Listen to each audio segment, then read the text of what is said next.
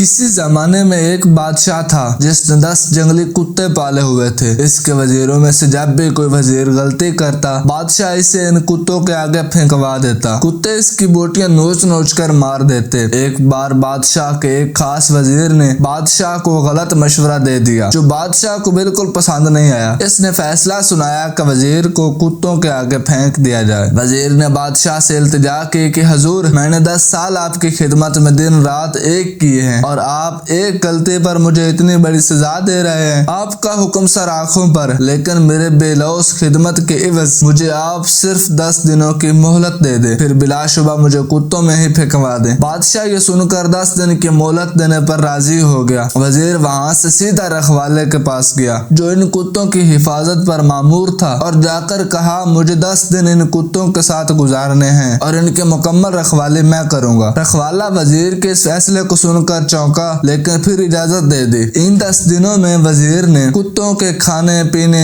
اوڑھنے بچھونے، نہلانے تک کے سارے کام اپنے ذمہ لے کر نہایت ہی تندہی کے ساتھ سر انجام دیے۔ 10 دن مکمل ہوئے۔ بادشاہ نے اپنے پیادوں سے وزیر کو کتوں میں پھینکوایا، لیکن وہاں کھڑا ہر شخص اس منظر کو دیکھ کر حیران ہوا کہ آج تک نہ جانے کتنے ہی وزیر ان کتوں کے نوچنے سے اپنی جان گنوا بیٹھے، آج یہی کتے اس وزیر کے پیروں کو چاٹ رہے ہیں۔ بادشاہ یہ سب دیکھ کر حیران ہوا اور پوچھا، کیا ہوا آج ان کتوں کو؟ وزیر نے جواب دیا، بادشاہ سلامت، میں آپ کو یہی دکھانا چاہتا تھا، میں نے صرف 10 دن ان کتوں کی خدمت کی اور یہ میرے ان 10 دنوں میں کیے گئے احسانات بھول نہیں پا رہے، اور یہاں اپنی زندگی کے 10 سال آپ کی خدمت کرنے میں دن رات ایک کر دیے، لیکن آپ نے میری ایک غلطی پر میری ساری زندگی کی خدمت گزاری کو خاک میں ڈال دیا۔ بادشاہ کو غلطی کا احساس ہوا اور اس نے وزیر کو معاف کر دینے کا فیصلہ کیا، مگر اس کا دوسرا رخ یہ تھا کہ اس بادشاہ نے وزیر کو مگرمچھوں کے تالاب میں ڈال دیا۔ احسان فراموش اور بے غیرت لوگ جب ٹھان لیں کہ اس کی بجانی ہے تو بس بجانی ہے۔